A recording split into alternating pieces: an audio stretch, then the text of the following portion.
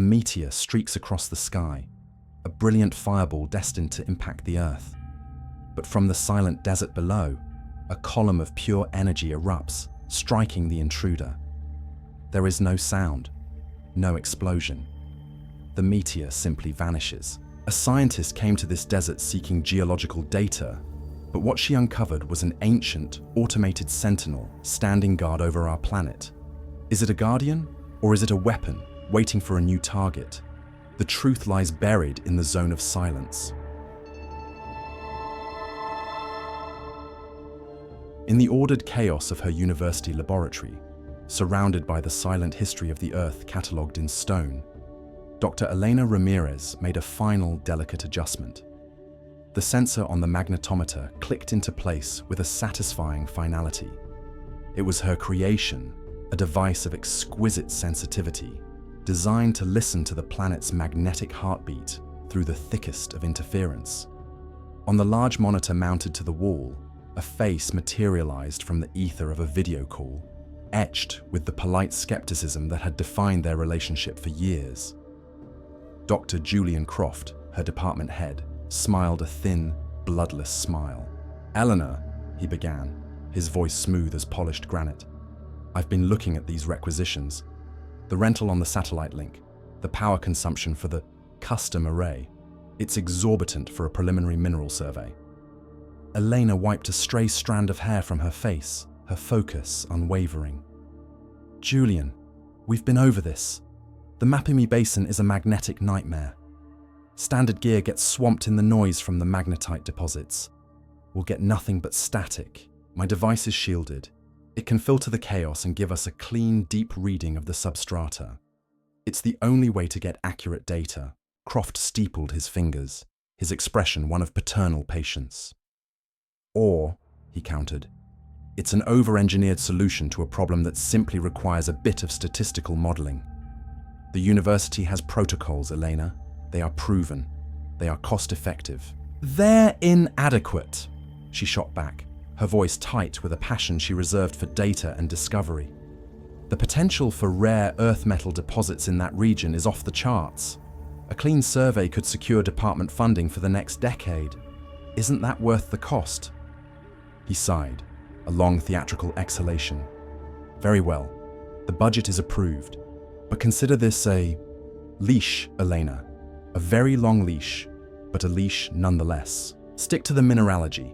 I don't want to read a report filled with fanciful interpretations of magnetic eddies and local ghost stories.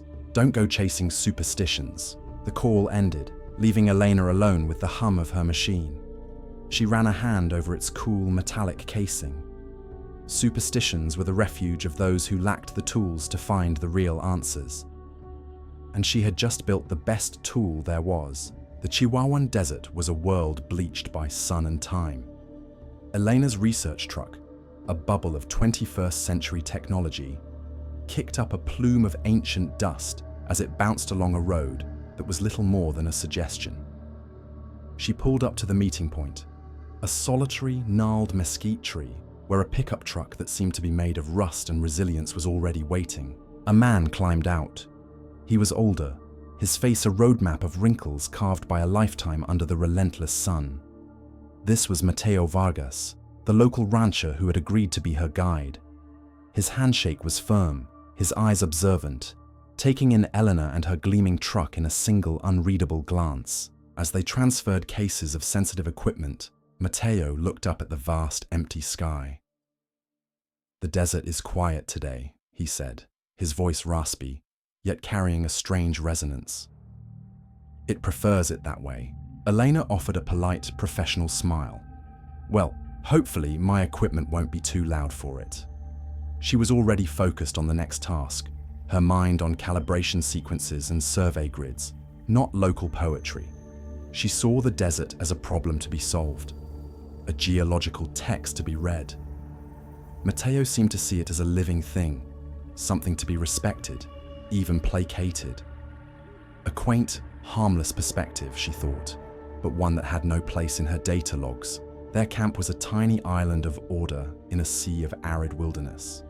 Ben Carter, her junior colleague, a young geologist whose ambition was as bright and hot as the midday sun, stared at his tablet with a look of pure frustration. "Nothing," he said, shaking his head. "The GPS is completely unreliable. Jumps 100 meters every few seconds. Radio's just static. And the standard mag scanner."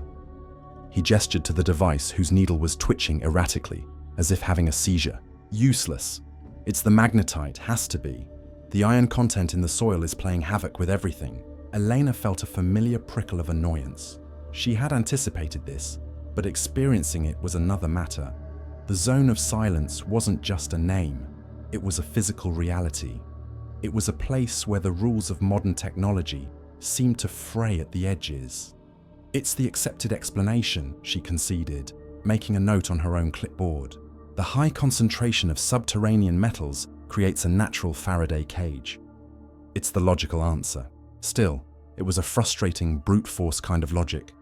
An entire day wasted, their expensive standard-issue gear rendered as effective as children's toys. They would wait. Dusk would bring cooler temperatures and less atmospheric distortion. Perhaps then the desert would be quiet enough for them to hear. As the sun bled across the horizon, painting the clouds in violent strokes of orange and purple, the desert finally cooled. The oppressive heat of the day gave way to an almost sacred stillness.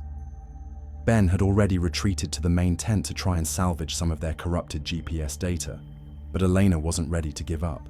She unfastened the latches on the heavy-duty case that held her custom magnetometer. This was the real reason she had come. This was the tool designed for this exact environment. With a low, resonant hum, the device powered on. Its screen flickered to life, and for a moment it showed the same chaotic snow of magnetic static as the other machines. Elena held her breath, her mind racing through a dozen potential calibration flaws. And then it happened. The static did not simply clear, it resolved. Lines of data, once scattered and meaningless, snapped into place with an impossible, geometric precision. The chaos vanished, replaced by a pattern of breathtaking perfection. Across the screen, against the dark background of deep Earth readings, glowed a flawless grid of intersecting lines, a perfect Cartesian web laid out in luminous green. It was precise, it was enormous, and it was utterly, absolutely impossible. Natural magnetic fields don't form right angles. They don't create perfect, evenly spaced lattices. They flow and warp and surge with the chaotic energy of a planet's core. Elena could only stare, her heart pounding against her ribs. Every ounce of her geological training, every law of physics she had ever learned, screamed that what she was seeing could not exist. Ben, drawn by the silence, came to stand beside her. He looked from her pale, transfixed face to the glowing screen. His mouth fell open. "Elena, what is that?" She had no answer. Her mind, a fortress built of logic and empirical evidence, had just been breached. She had come to the desert, seeking the clear, rational signal of mineral deposits buried beneath the noise of superstition. Instead, she had found a signal that was neither natural nor chaotic. It was the clear, unmistakable pattern of something else entirely, something that had no right to be there. Inside the research tent, the only light came from the twin glows of their laptops, casting long, dancing shadows. The silence of the desert night pressed in, a heavy blanket that made the frantic clicking of keys sound like gunshots. For hours, they had been locked in a state of controlled panic, a desperate search for a logical flaw that would make the world right again. Ben, his face pale and strained, was the voice of reason, or perhaps denial. "It has to be a software glitch," he repeated for the 10th time, scrolling through endless lines of code. "A recursive loop in the imaging algorithm.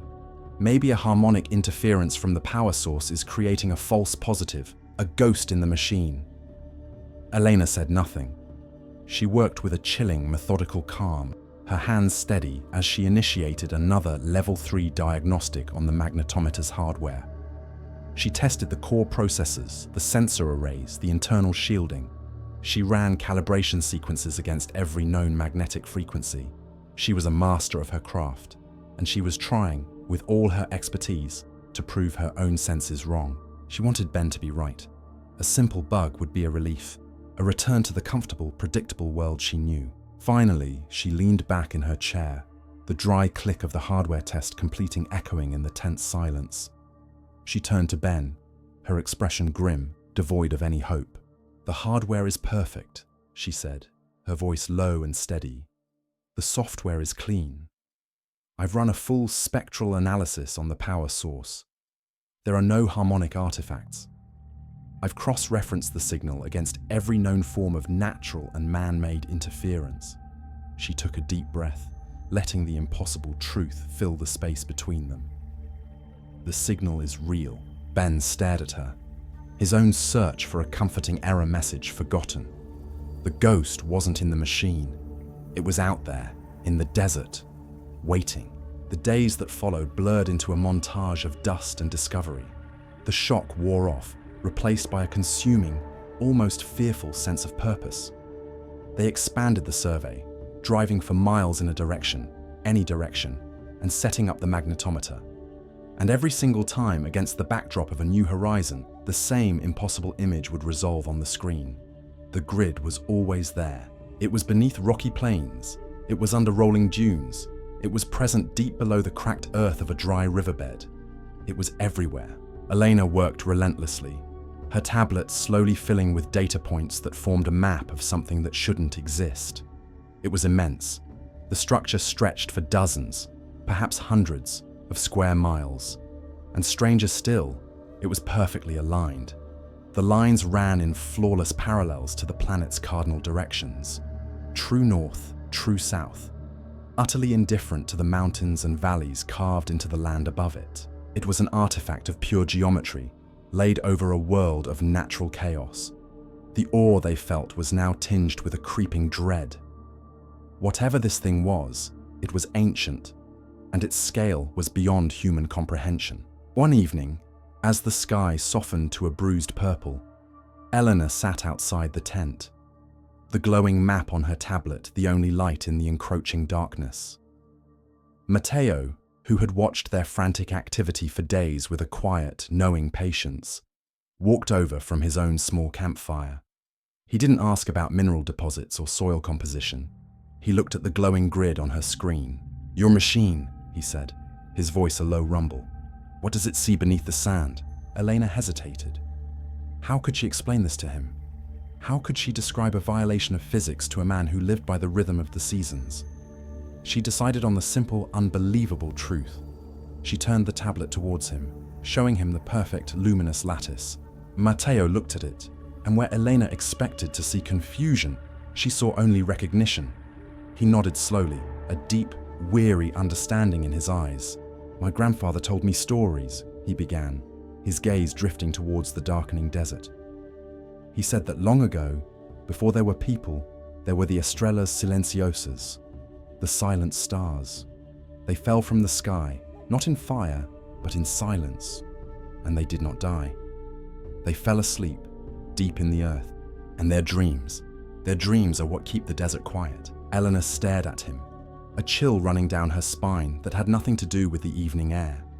His superstition, his ancient legend, was a perfect poetic description of her impossible scientific data. A vast, silent, sleeping network lying just beneath the surface. That night, sleep was impossible. The rational scientist in her was at war with the evidence of her own eyes. The folklorist's tale echoed in her mind. She had to know more. There was only one person who had the resources to see what she couldn't. Dr. Croft.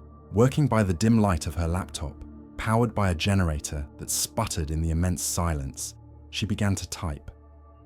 She chose every word with the care of a diplomat navigating a minefield. She couldn't tell him what she truly suspected. He would dismiss her as insane. So she translated the miracle into the dry, sterile language of academia to Dr. Julian Croft. Subject: Anomaly in Mapimí survey. "Julian," she wrote, "the preliminary survey has yielded some unexpected results. We are registering a series of unusually coherent and structured magnetic anomalies. The patterns are inconsistent with any known natural magnetite formations. She paused, choosing her next words carefully. "I believe a deeper analysis is warranted. I am formally requesting a priority time slot on the university's ground-penetrating radar satellite. The objective would be to investigate the potential for unique crystalline geological formations at significant depths." She read it over a dozen times. It was a masterpiece of understatement, a colossal truth hidden in a Trojan horse of academic jargon. With a knot of anxiety tightening in her stomach, she hit send, launching her censored plea into the digital void. The reply came the next morning. Ben brought her a cup of coffee, his face etched with the same nervous anticipation she felt. The notification pinged, and her heart leaped into her throat. She opened the email. It was brutally short. "Elena," it read. "Request denied. We do not have the budget to chase down every geological curiosity. Your job is mineralogy, not chasing folklore. I suggest you stick to it." And then came the final crushing blow. Attached to the email was a PDF file. It was a scientific paper published a decade earlier, authored by Dr. Julian Croft himself. Its title, "Geologically Induced Auditory and Equipment Anomalies in the Mapimí Basin." It was a dry, dismissive treatise that systematically debunked every strange story from the Zone of Silence, attributing it all to high iron content and overactive imaginations. It wasn't just a rejection. It was a warning. It was the establishment drawing a line in the sand. He was telling her that the official story had already been written, and he had been the one to write it. The message was clear: drop it, or you are on your own. Elena stared at the screen, the steam from her coffee rising unnoticed. The initial shock of the dismissal quickly burned away, replaced by something cold, something hard. A quiet, dangerous resolve began to crystallize in her heart. She had been cast out. And in that moment, she realized she was finally free. The air in the camp had grown thin and sharp. Croft's email had poisoned the well of their shared purpose. And now, in the harsh light of day, the rift between Elena and Ben had become a chasm. "We have to pack it in," Ben said, his voice tight with a fear that was more professional than physical. He paced back and forth in the dust, a caged animal. "Elena, are you listening to me? This is Julian Croft. He doesn't just sit on grant committees. He is the committees. He can blacklist us. Our careers will be over before they've even properly begun." Elena stood, arms crossed, her gaze fixed on the distant, shimmering horizon. She felt betrayed, not just by Croft, but by the very system she had dedicated her life to. So we just forget what we saw. We erase the data, write up a tidy, boring report on mineral deposits we never looked for, and pretend the most important discovery in human history doesn't exist. "What if it's not?" Ben shot back, his voice cracking. "What if it's some unknown geological process and we're the ones who look like fools for calling it whatever this is? Croft could ruin us just for the suggestion." "He can't erase the data by ignoring it," Elena retorted, her frustration boiling over. Her angry gaze swept across the camp, landing on Mateo. The old man was away from the conflict, quietly and methodically mending a fence post with a length of wire. He was a portrait of calm purpose, a man at peace with his world. On the hood of his dusty truck lay his map. Not a geological survey, but a hand-drawn chart of the land, covered in notes and markings that had nothing to do with science. It was a map of stories. An idea, sharp and sudden, sparked in Elena's mind. If the establishment wouldn't give her a map, maybe this one would. Inside the research tent, the argument was forgotten, replaced by a tense, focused silence. Elena pinned Mateo's soft, creased map to a corkboard. It was an artifact of a different kind of knowledge, marked with the history of a people, not the strata of the earth. Then, she switched on the projector. Her own map, the glowing, high-tech data grid, washed over the hand-drawn lines. Ben scoffed, ready to dismiss the exercise as pointless. "Elena, what are you—" He trailed off. His skepticism died in his throat. The two maps, one born of ancient folklore and the other of bleeding-edge technology, aligned with an impossible, breathtaking precision. The major nodes of her magnetic grid, the brightest points of energy, corresponded exactly to the locations Mateo had marked with his ancestral knowledge. A powerful intersection on her screen matched a circle on his map, labeled Donde el aire canta, where the air sings. Another node fell squarely on a spot he had called Lugar de las Piedras Calientes, the place of the warm stones.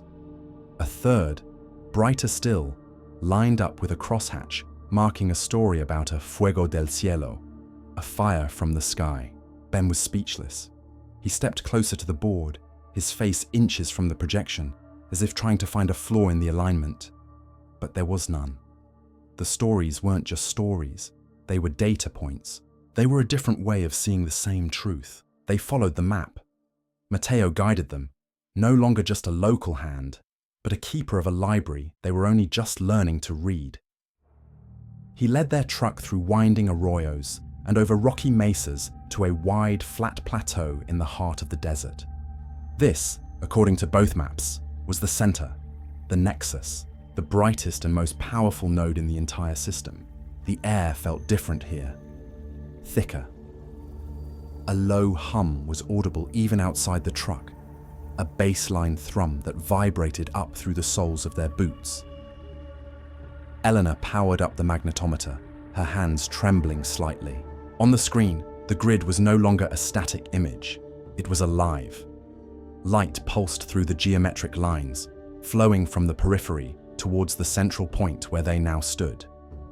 The pattern shifted and flowed in a complex, rhythmic sequence, like the circulatory system of some vast sleeping creature. It knew they were there. It was reacting to them, to the energy of their equipment. The low hum they had heard before intensified, becoming a clear, resonant frequency that they could feel deep in their chests. A silent song played on their own skeletons. The air was singing. The pulsing on the screen grew brighter, faster. The lines of energy flowed in a furious torrent towards the center.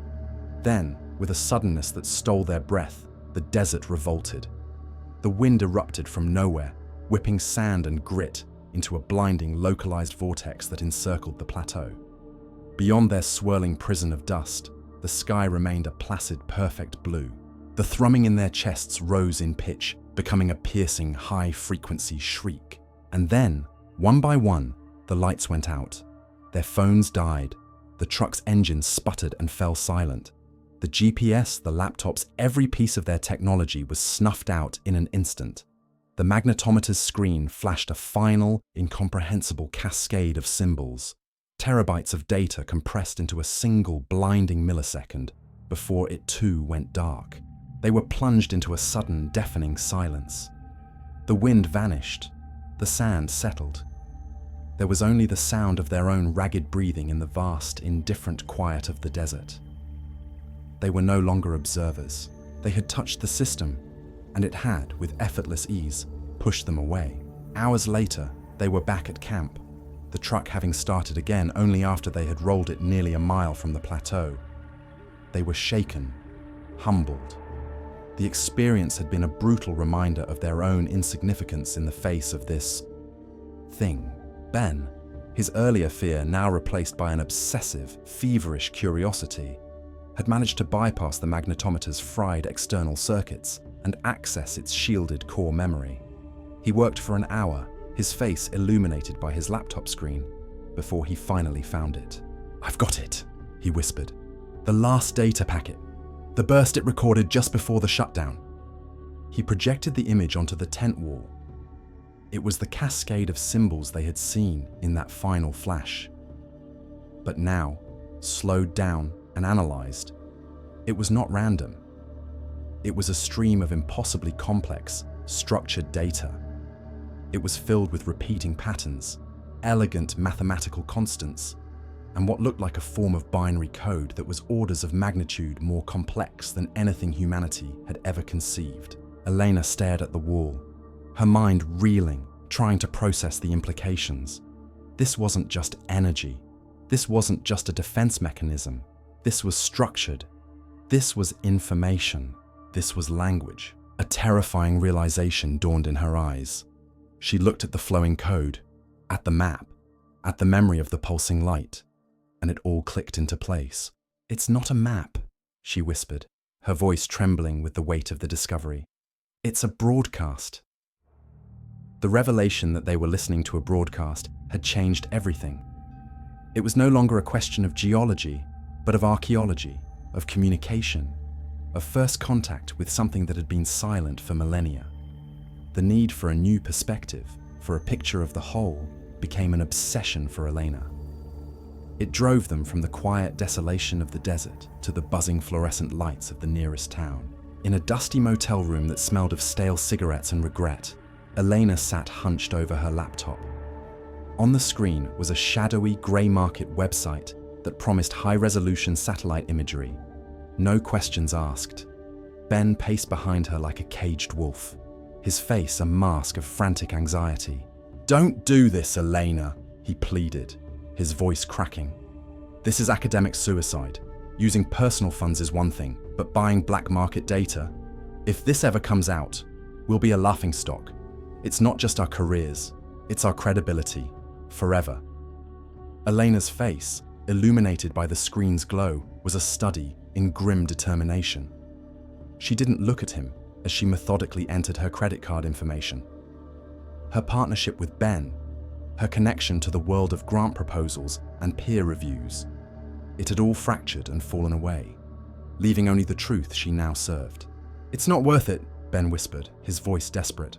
Elena's fingers hovered over the mouse. She looked at him then, her eyes dark with a certainty that terrified him. "They left me no other way to get the truth." She clicked, "Purchase." The transaction went through. A progress bar began to crawl across the screen, downloading a file that had just cost Elena her savings, and likely her entire future. The call came the next day. Elena was back in the desert, having left Ben to his panic in the motel.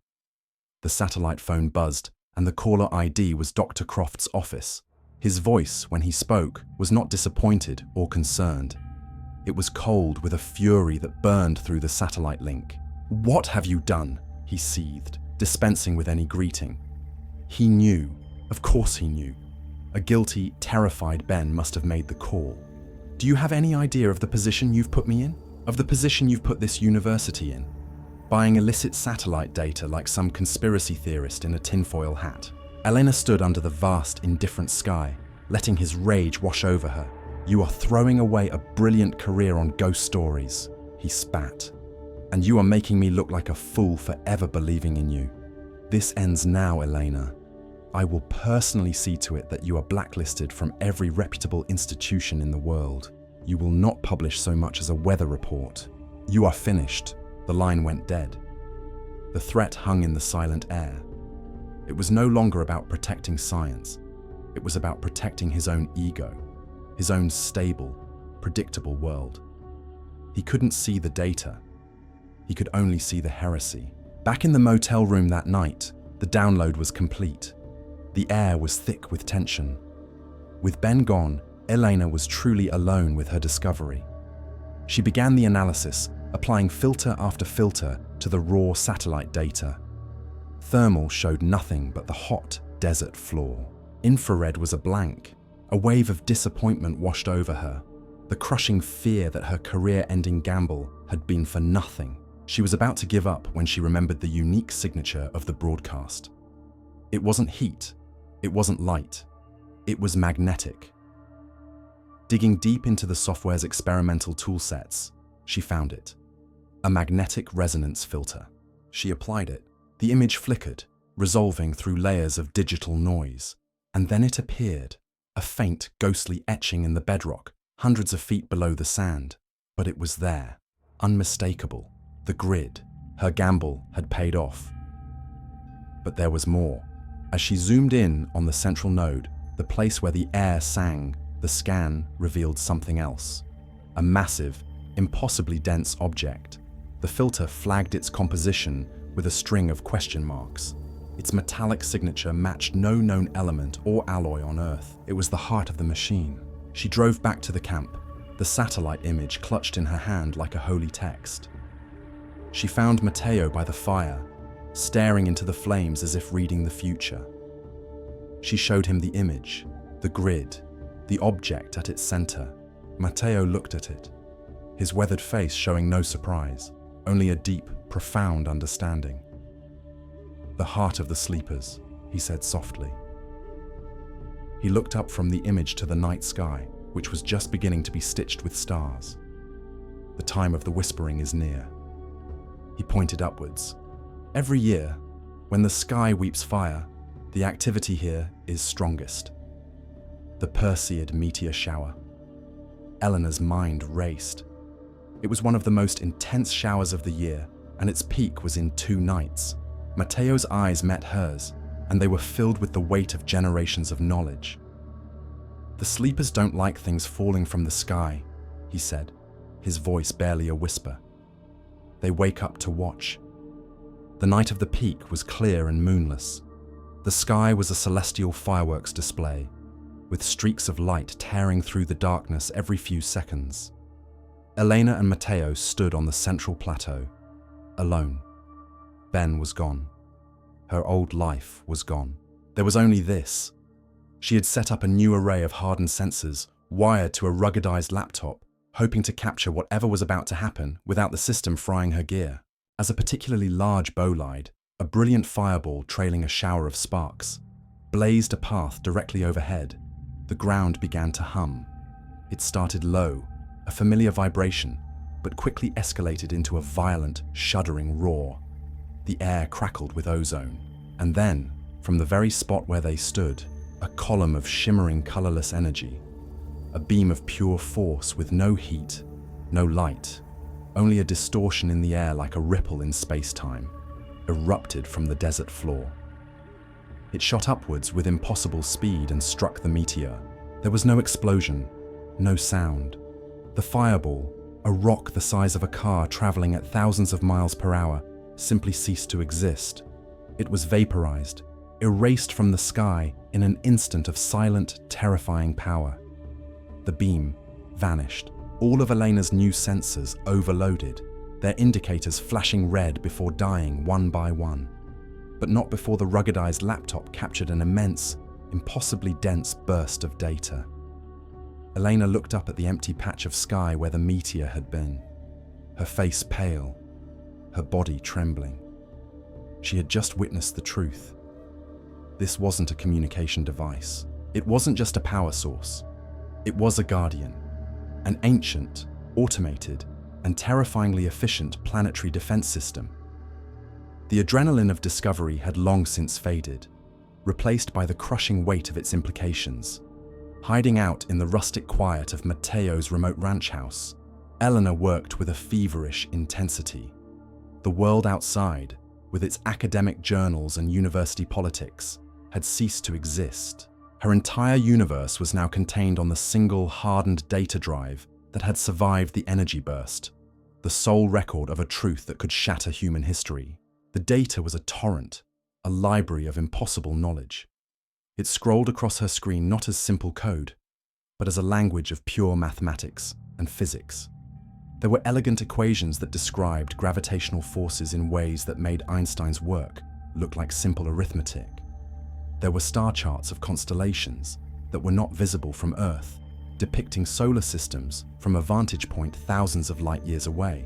And there were the operational logs, cold, precise entries detailing millennia of silent vigilance. It was the complete technical manual for a non-biological, automated sentinel, a guardian that had been watching the skies since before the first human cities were ever built.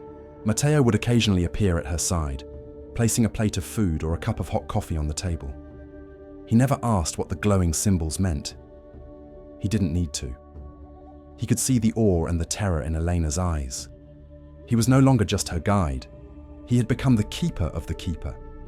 A quiet, steady presence guarding both the woman and the world-altering secret she now carried. Miles away, in the sterile, ordered world Elena had left behind, a ghost was seeking redemption. A guilt-ridden Ben Carter walked into the polished office of Dr. Julian Croft.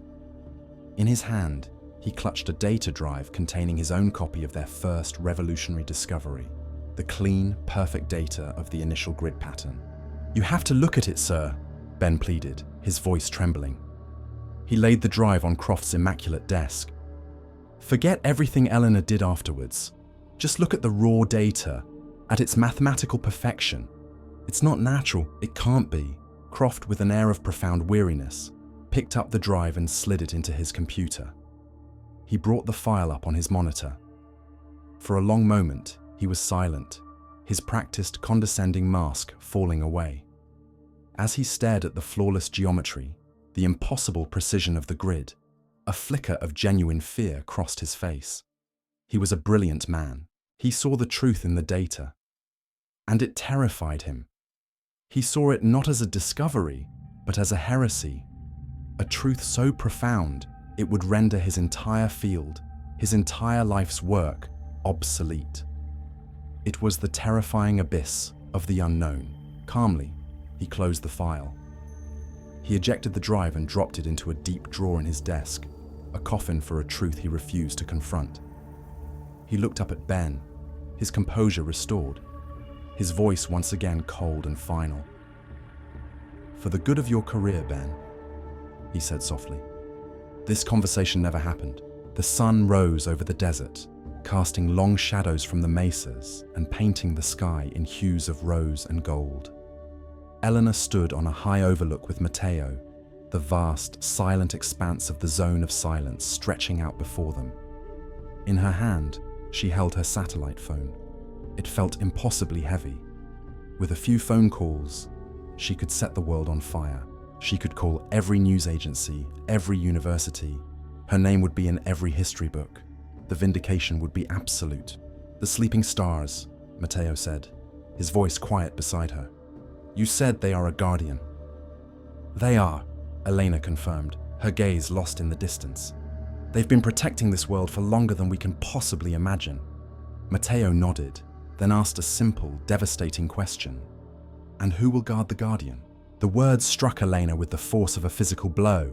She saw it all in a flash.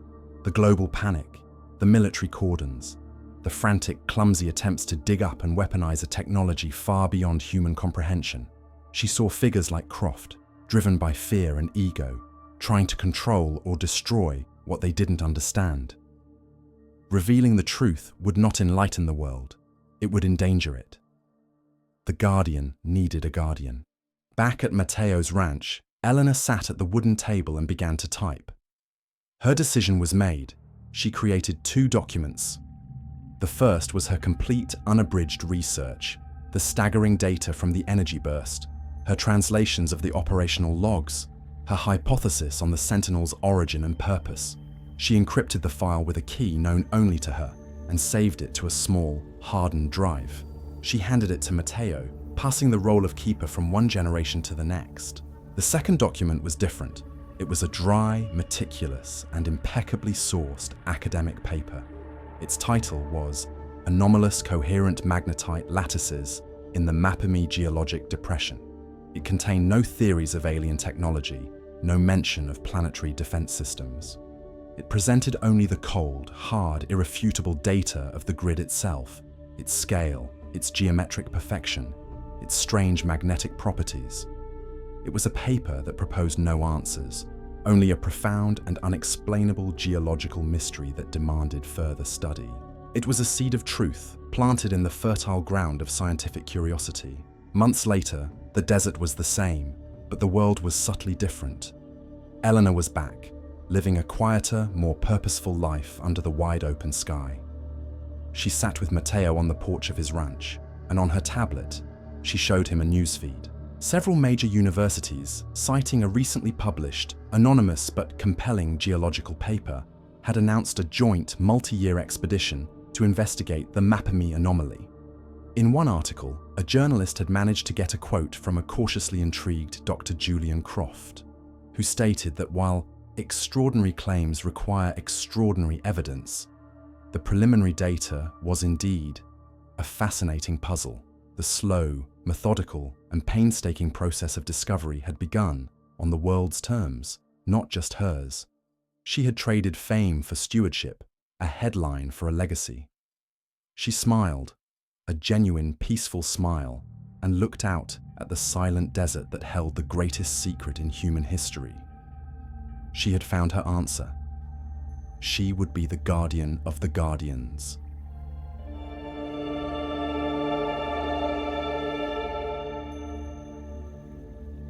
What's so fascinating about Dr. Ramirez's story is that it begins as a classic search for empirical truth, but the key that unlocks the whole mystery isn't a better sensor, but an old story. Her advanced technology confirmed what was there, but it was Mateo's ancestral knowledge, his so-called superstitions, that told her where to look and when to listen. This story suggests that folklore isn't just a collection of quaint tales. It's a data set, gathered over centuries of human observation, expressed in the language of metaphor. While the scientific establishment, embodied by Dr. Croft, was blinded by its own rigid definitions of proof, Elena found the truth by synthesizing two worldviews. But the real twist isn't the discovery itself, it's her final choice. After everything, she chooses not fame, but stewardship. She chooses to protect the mystery rather than expose it to a world that might not be ready. It's a profound conclusion that shifts the story from one of discovery to one of responsibility. So it makes me wonder, if you were in her shoes and found something that could change everything, what would you do? Would you share it with the world, or would you become its guardian?